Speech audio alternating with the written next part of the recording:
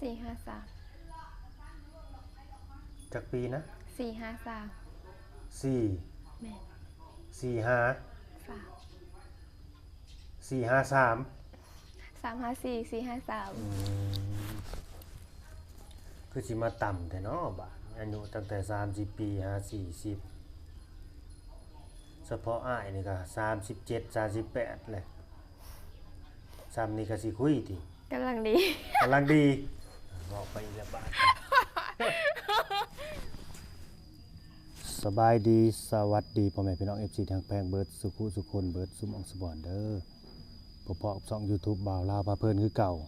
คือเดิมเพิ่มเติมมื้อนี้ก็พาพี่พาน้องเฮาก็มาอัปเดตผู้สาวโสดเพิ่นคือเก่าแหละพี่น้องเอ้ยเนาะหลังจากที่เฮาก็บ่ได้ลงคลิปไปเป็นเวลา1มื้อเนาะนอกจากว่าติดภารกิจพี่น้องเอ้ยเนาะเวียกในเฮือนในซ่านเจ้าของนี่แหละมื้อนี้ก็เลยได้นัดน้องเพิ่นเนาะได้มีโอกาสก็มาเยี่ยมยามแล้วก็มาอัปเดตสถานะของน้องเพิ่นอีกเทื่อนึงสำหรับน้องสาวคนนี้ก็ผู้ใดที่ว่าเข้ามาเบิกมาชมก็ถ้าเกิดว่าทึกอกทึกใจน้องเพิ่นเนาะพี่น้องเนาะสนใจก็สามารถติดต่อเข้ามาว่ามาลมได้เด้อพี่น้องเด้อมาทำความรู้จักกับน้องเพิ่นได้เนาะข้อมูลติดต่อก็อยู่นำแอดมินนี่ล่ะนำเฮาเด้อทักมาได้มาขอได้บ่ได้เสียค่าใช้จ่ายจักกี่จักบาทดอกเนาะตามนั่นแหละบ่ว่าระยะห่างฝากเป็นกำลังใจให้สาวโสดแล้วก็บ่าวลาวพาเพิ่นนำเด้อพี่น้องเด้อ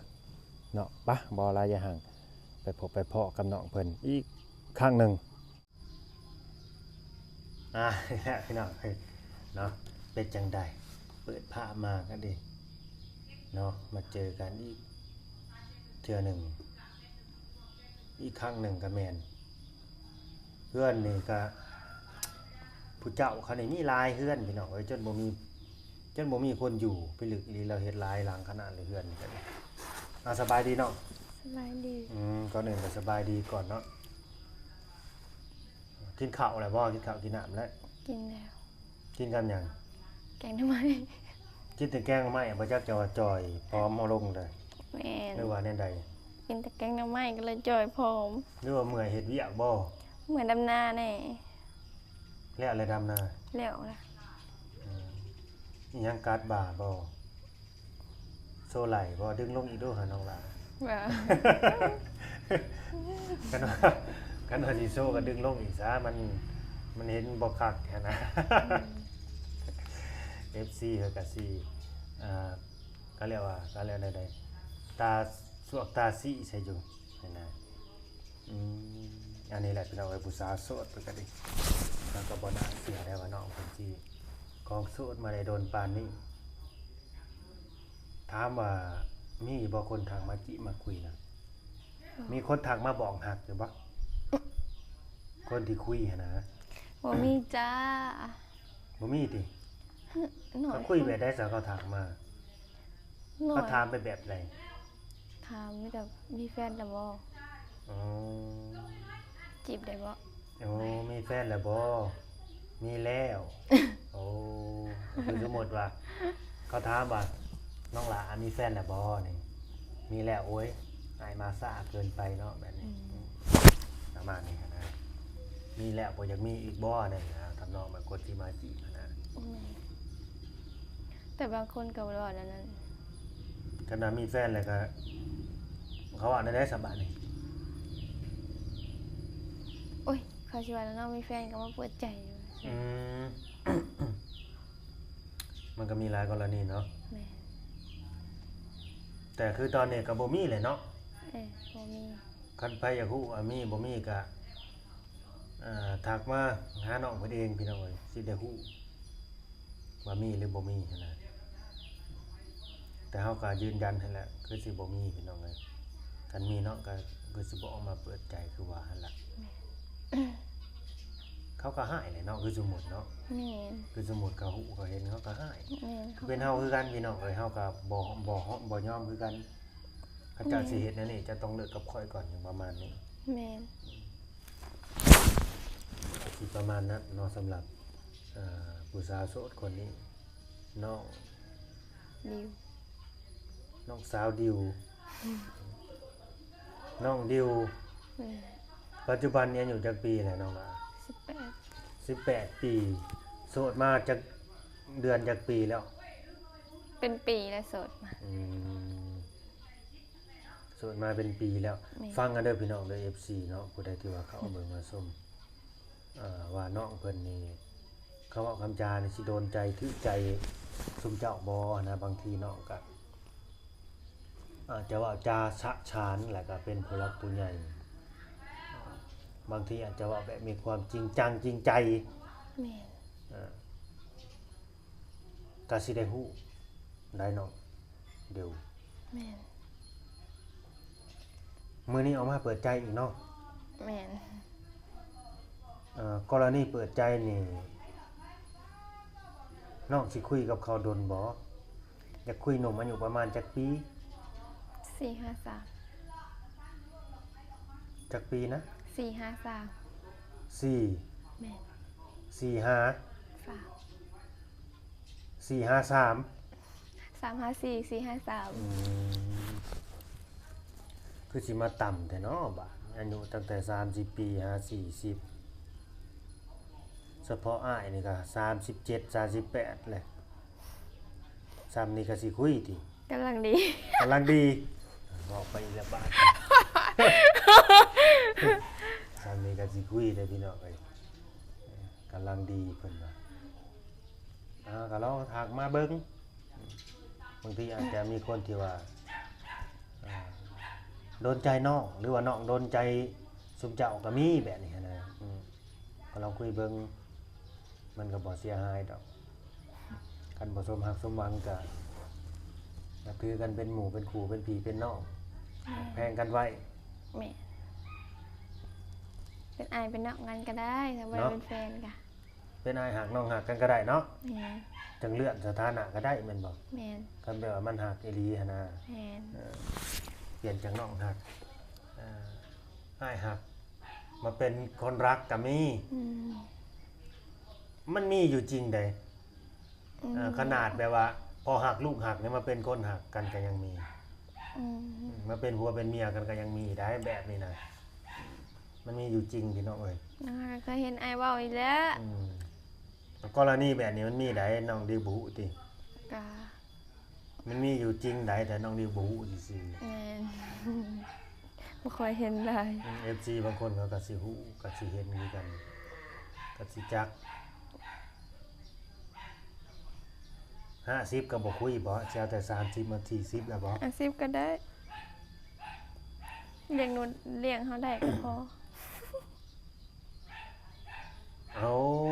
เขาเพียงแต่เพิ่นเลี้ยงได้เฮ้ยกินหลายติน้องล่ะ กินหลายอยู่บ่ใส่เงินเก่งอยู่บ่นี่ ก็เก่งอยู่ก็บ่ สมมุติใส่เงินนี่เบิดมื้อเท่าใดเอาหลายแน่นี่ซะ 50,000 มื้อละ แม่ 50น้องดิวใส่เงินเบิดมื้อละ50,000กีบพี่น้องเอ้ย50,000กีบก็สิประมาณสิหาละ บ่ได้ฮอด100 บาทใดน้องดิวบ่ได้ฮอด100ได้ พี่น้องบ่ได้ฮอด100 บาทได้น้องใส่เงินประมาณมื้อละ80 บาท70 บาทเท่านั้น คันว่ามีแนวอยากได้เสือหลายอยู่ แม่นคันมีแนวได้เนาะว่าพื้นมันก็หลายแล้วเป็นแสนเป็นล้านก็เบิด แม่น ใส่ภายในมื้อเดียวนะ คำว่าจะให้ซื้อแบบเลือกบ่เป็นอันนั้นก็บ่ใช่บ่ได้ เรื่องบ่มีประโยชน์เนาะ แม่นส่วนหลายซื้อแต่ของกินข้าวเฮือนว่านั้น เสื้อผ้าหน้าแพรได้เนาะแบบซื้อดูอยู่ ซื้อ บ่ อยู่ 2-3 ตัวแล้วก็ยา เห็นว่ามีแบบสุดใหม่ๆแฟชั่นใหม่ๆเทรนด์ใหม่ๆเขาออกมาแบบนี้แบบได้แบบตามเขาเลยนี่ บ่มักแนวนั้นมีแต่ซื้อตัวละ3-4แสนนี่ก็พอละ อืม ตัวละแสนก็มีแสนปลาย คือบ่เน้นเนาะทางเรื่อง แม่น เสื้อผ้าหน้าแพรเนาะ แม่น ใส่เนี่ยได้ก็ได้แบบสบายๆ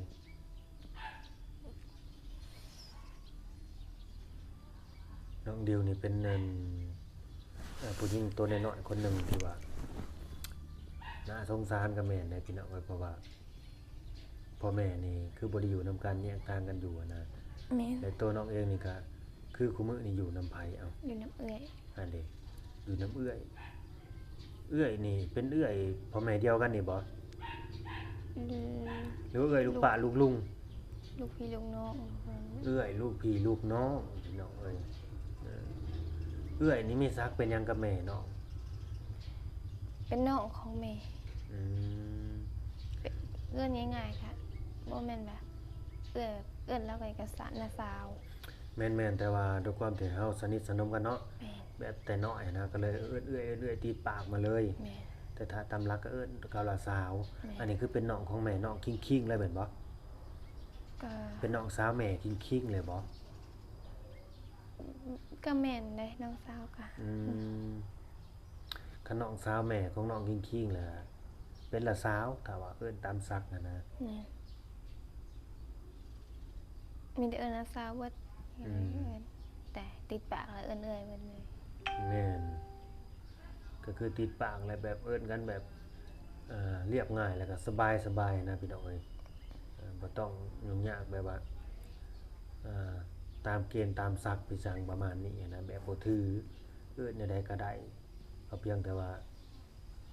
เว้าขออนุญาตพี่น้องเอ้ยบ่เอิ้นอีเอิ้นบักอะไรพอหยังประมาณนี้หั้นนะ แม่น ยังมีความนับถือเขาอยู่ สิประมาณนั้นเพราะแบบนี้มันก็มีหลายอยู่บ้านเฮาละบ่าวละสาวนี่เขาเอิ้นอ้ายเอิ้นเอื้อยมีหลายอืม ก็สิเอื้อนอีบางคนเขาว่าอกฟังนั่นแรกๆคันว่าเคยอยู่นํกันมาตั้งแต่น้อยๆสึเขาก็เอิ้นอีเอิ้นบักได้นะ แม่นน้องดิวเอ่อพ่อมสิสละโสดเลยบ่หรือว่าสิเบิ่งสิคุยไปก่อนพร้อมอยากมีครอบครัวแล้วบ่ ยัง ยังบ่ทันพร้อมอยากมีครอบครัวเนาะ แม่น ก็คบกันล้มกันไปก่อน แม่น อืมว่าอยากสร้างครอบสร้างครัวเพิ่นว่าคันว่าอยากสร้างครอบสร้างครัวนี่มันก็บ่ยากเลยพี่น้องเอ้ย อายุยังน้อยอยู่ อายุยังน้อย แม่น น้องตั้งใจว่าถ้าว่าล้มบ่คุยไปแล้วนี่อายุประมาณจักปีเนาะจังสิพร้อมสร้างครอบครัวเลย เศร้าประมาณ20ใส่สอง 21 22อืมอายุยังน้อยว่าซั่น18 ปีคันอยู่นำกันไปหรือเอากันไปบัดญาติบ่ยืนบ่ยาวเนาะ แม่น อย่าได้เลิกได้ลากันเพิ่นเนาะพี่น้องเอ้ย เศร้านี่ก็มีได้อยู่เศร้านี่ ถ้ามัน20 21ก็ยัง แม่น โอเคได้แบบมันก็ยังมีแบบความคิดเป็นผู้ใหญ่แน่ แม่นเอาแต่น้อยแล้วก็ไปกันบ่รอดบางเทื่อ เอาแต่น้อยหลายบางทีเฮาบ่คุ้มบ่ฮุบกัน แม่น แต่คือตัวน้องนี่บ่ยากเด้เพราะว่าน้องบ่ได้เลือกคนรุ่นราวเขาเดียวกันเด้ แม่น คือเปิดโอกาสให้หนุ่มใหญ่เพิ่นแน่นี่ แม่น หนุ่มใหญ่ไฟกระพริบพี่น้องเอ้ยใจถึงพึ่งได้อหยังประมาณนั้น เจ็บเปแห้งมากเลย เทคแคร์ดูแลใส่ใจแฮงมากเคยมีอยู่บ่เคยได้แบบนี้อยู่บ่มีคนมาเทคแคร์เฮานี่ บ่ค่อยมีบันได บ่มีเนาะอืม อยากได้คือคนอื่นคือว่าได้เนาะอืมบ่ค่อยได้ค่อยมี แต่ว่าเรื่องอายุนี่คือน้องเพิ่นจะเว้าแล้วเด้อพี่น้องเด้อ30ฮอด40 50หั่นแหละสิเป็นหนุ่มลาวหนุ่มไทยหรือว่าหนุ่มต่างประเทศแนวใดแน่น้องล่ะ ได้ก็ได้ แนวใดก็ได้ก็เพียงแต่ว่า เลี้ยงให้น้องได้ เฮาดูแลน้องได้เนาะ แม่ สื่อสารกันได้ดูแลน้องได้ แม่ ประมาณนั้นแนวใดก็ได้มันว่า มันยังกระซอยขาเรือยังกระซอย วันนี้บ่มักให้ตัวใดบ่มีก็เว้าตรงๆมีก็เว้าตรงๆมัน บ่ต้องมาหลอกมาตัวกันเนาะ แม่น ต้องมาหลอกมาลวงกันจังน้อยสิว่าให้สิให้นั่นให้นี่เด้อ แม่ แบบคือเว้าเอาใจเฮาหั่น แม่ น่ะ นใจเฮามันก็ดีใจแล้วมันก็คลองแบบนี้ทำได้สิ่งใดอีกวันนี้นะ ก็แม่นแหละ บางคนเขาบ่ได้เขาผิดหวังใด เว้าเลื่อนไปอยู่เรื่อยนี่ แม่นเขาก็อยากล้มเจ้าแล้วบัดนี้ ฮอดมื้อนั้นมื้อมาไปก็เลื่อนไปอีกนี่ แม่น บ่เอาเด้อพี่น้องไว้นะถ้าว่าผู้ใดเฮ็ดได้เออบ่ได้เฮ็ดได้ก็โอเคอยู่อันนี้เว้า บ่ได้เฮ็ดบ่ได้ก็ว่าบ่สร้างแล้วเนาะ เฮ็ดบ่ได้มันก็บ่โอเคปานใดหั่นนะ แม่น เขาบ่อยากให้ฟ้าวให้ความหวังกัน มีแต่ว่าคบกันลบกันไปก่อนคุยกันไปก่อนนะบ่ฟ้าวให้ความหวังว่าสิให้นั่นให้นี่เด้อนะมันก็มีหลาย แม่นบางคนก็ถูกคนตัวร้ายได้บางคน อืม บางกรณีอ่ะอวดประมาณนี้อวดรวยประมาณนี้นะ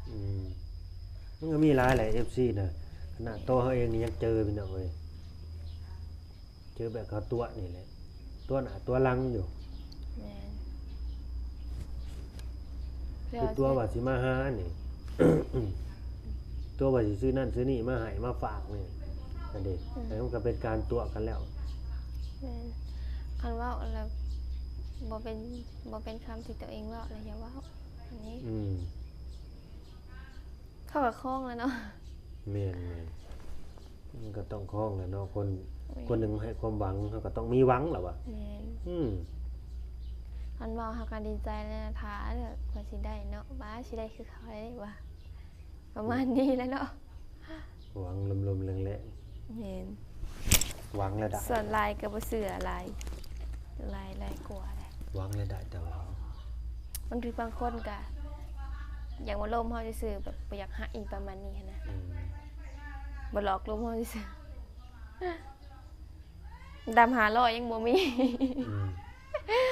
ปานนั้นว่ารวยว่ะ ยังมาอวด ยังบ่อวด อ บางคนได้ บางคนก็บอกคำใดคำนั้นบางคนก็ คืออวดนี่เขาอยากลองใจเฮาได้ว่าเฮาสิไปนำเขาบ่เฮาสิเทใจเขาบ่นั่นน่ะลองอวดเบิ่ง อันนี้มันอวดเกิน ความหมายว่าอวดนี่เขาอวดในคำเว้าบ่หรือว่าเขาส่งเป็นรูปภาพอิหยังมาให้เบิ่ง คำเว่า คำเว้าเนาะมันบางคนเฮามันปั่นหน้ามัน บางคนก็ลูกเป็นดาราจังซี่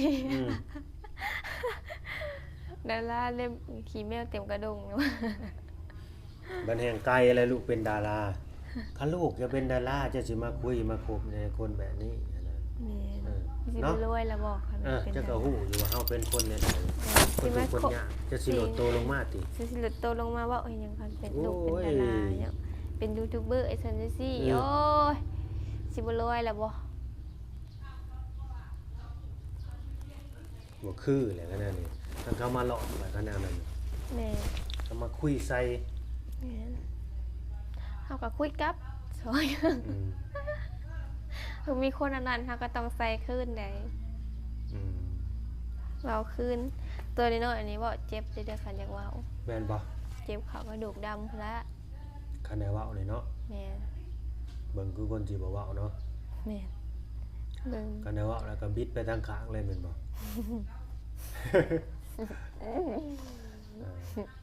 คันได้เว้า เขา นี่ก็ เอา บิด คือ ไป บ่เอาเลยเนาะ บ่คือบ่ นี่ ไปคือไป เนี่ย อืม บ่ไปคือบ่ไป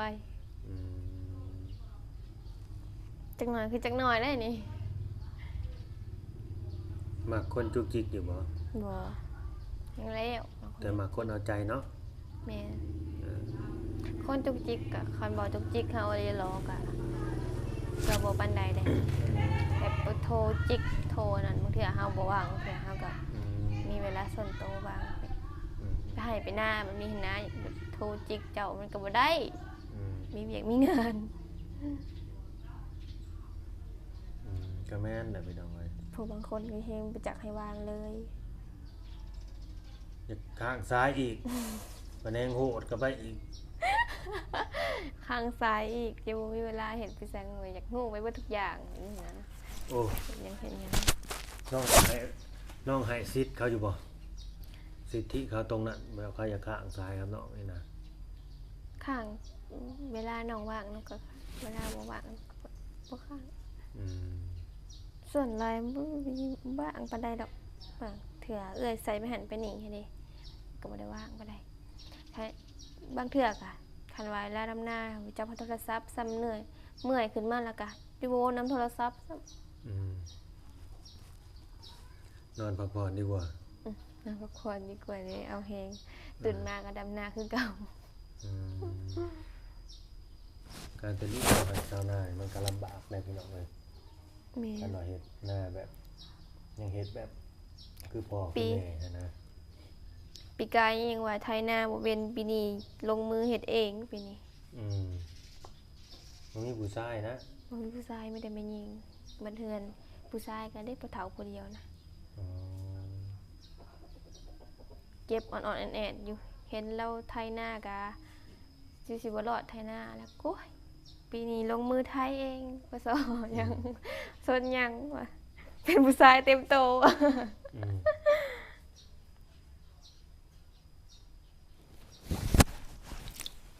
ลงมือไทยหน้าเองว่าซะไทยแต่รถไทยบ่เตะเอาหั่นแหละเนาะ แม่นเราไทยมันอันนั้น มานอนกลางคืนได้เป็นจังไดมื้อน่ะไทยครั้งแรก ก็มันก็ปวดขาปวดแขนนี่แหละมัน เอาบ่ คือ จะลุกพู้นแหล้วติ ไทยแม่น อืมพี่น้องเอ้ยเนาะ หลายคู่หลายคนฟังจากประสบการณ์ที่น้องเพิ่นเล่ามาก็ถือว่าการลำบากอยู่ได้เนาะก็เป็นคนดุคนขยันคนหนึ่งอยู่เฮ็ดเวียกเฮ็ดงานเฮ็ดไร่เฮ็ดนานะบ่ได้ขี้ขลาดหลังยาวนะคือ ผู้เฒ่าเพิ่นเว้าแต่กูหลายคนก็ว่าคนขี้ขลาดหลังยาวจังซั่นจังซี่นะเวลาเขาเอาเพิ่นเว้าให้ลูกให้หลานนะ แม่ แต่ตัวน้องนี่บัดบ่แม่นแนวนั้นนะเป็นคนดุคนมันผู้หนึงมักเฮ็ดมักสร้าง แม่ และหวังว่าจะโดนจิตโดนใจหรือว่าถืออกถือใจของหนุ่มๆให้ที่เข้ามาเบิ่งถ้าเกิดเราอยากคุยกับน้องเพิ่นก็ทักมาพี่น้องเอ้ยเนาะเก็บไปเว้าไปคุยเก็บเอาไปพิจารณาเนี่ยข้อดีข้อเสียของน้องเพิ่นสิมีหยังก็คุยกันถามกัน เนาะน้องดิวข้อมูลการติดต่อของน้องได้มีหยังในตอนนี้ ไลน์กับ IG LINE กับ IG เล่น IG อีก แม่น เป็นอะไรเนาะ IG บ่าวลาวคือเสยแต่เล่นบ่เป็ บ่าน ว เด้ ลา เนาะ วบ่าวไทยคงสิฮู้ดีว่า IG เป็นจังได อืม บ่าวลาวกับบ่าวนอก แม่นแต่บ่าวลาวตัวนี้เล่นบ่เป็นได้ IG มีแต่อยากจี้แล้วได้อันนี้ IG IG เด้ IG ก็เป็นจังซี่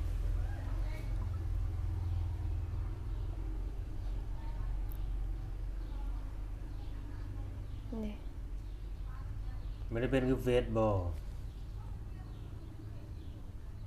เข้าบ่ได้เน็ตบ่มี เป็นจังซี่ ใช่ IG ก็โทรหาข้อหาได้ติ แม่นเปิดกล้องได้วิเคราะห์หาได้คือไลน์หั่นล่ะ อืม คือกันกับเฟซกับไลน์หั่นล่ะ อืม แต่เฟซน้องมันลิ้นถ้าสิเล่นก็เล่นเฟซภาษาจีน ๆ ยายมันพิมพ์บ่เป็น อืมโอเคเด้อพี่น้องเด้อเนาะถ้าเกิดว่าผู้ใดเข้ามาเบิ่งมาชมเนาะอยากก็อยากคุยเนาะสนอกสนใจก็ทักมาเอาข้อมูลการติดต่อน้องเพิ่นเนาะเป็นLINE แล้วก็ IG ว่าซั่นดีแต่บ่แม่น LG LG เป็น IG อืมก็ตามมันแหละสำหรับคลิปนี้ก็ดีฝากเป็นกำลังใจให้ทั้งน้องเพิ่นนี่เด้อเนาะช่วยกดไลค์กดแชร์พี่น้องเอ้ยโอ้ติดตามขอให้น้องดิวเนาะสาวลาว18สมหักสมหวังเนาะสมดั่งใจปรารถนาทุกอย่างเนาะได้เจอผู้หลักผู้ใหญ่ FC ใจสปอร์ตใจดีคือน้องเพิ่นนั่นแหละมาคนเอาอกเอาใจคอยซัพพอร์ตคอยช่วยเหลือ แม่น แบบนี้นะถ้าได้แบบนี้น้องเพิ่นคือสิเทใจให้ไปเลย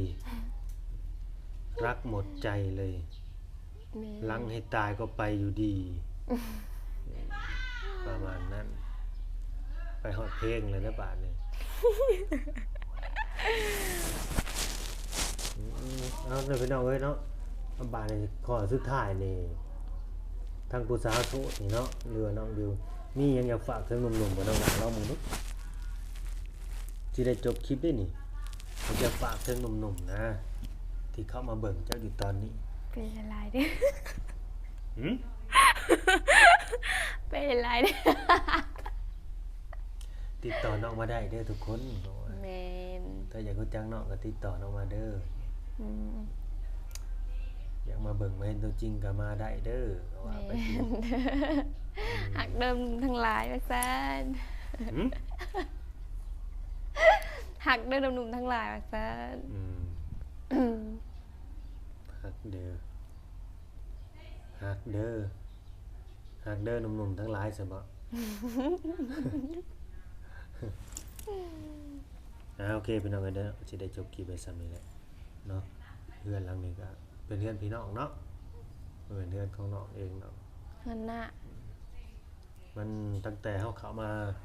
บ้านพีนครั้งแรกพู้นเลยเพื่อนหลังนี้ก็เห็นตอนนั้นเขาจะเอาเฮากับมุ้งมั้งเอามาปีก่อนนี่เอามาก่อมาสามแล้วก็ใส่บงบานใส่บานประตูไว้ แม่น มันแหละเจ้าของมันบ่มาอยู่บัดนี้ เจ้าของอยู่ไทยเพิ่นได้ลูกอยู่ไทยบ่ อืม เพิ่นยังมาบ่ได้ลูกเพิ่นยังน้อย โอเคสบายดีน้องหลานสบายดี สบายดี โดยสบายดี